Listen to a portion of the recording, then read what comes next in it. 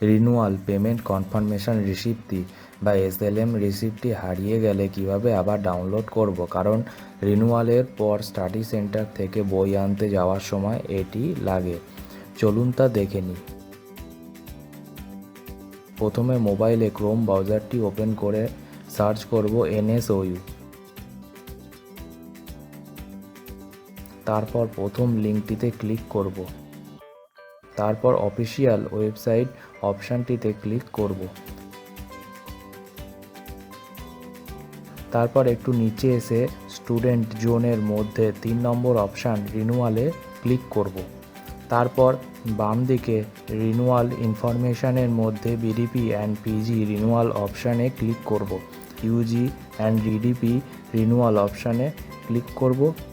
তারপর স্ক্রল করে একটু নিচে চলে আসব। চেক পেমেন্ট স্ট্যাটাস অপশানে ক্লিক করব। তারপর নিচে এনরোলমেন্ট ও ডেট অফ বার্থ লিখে সাবমিটে ক্লিক করব। নিচে print confirmation receipt and receipt of SLM অপশানে ক্লিক করলে এসএলএম কপিটি ওপেন হবে।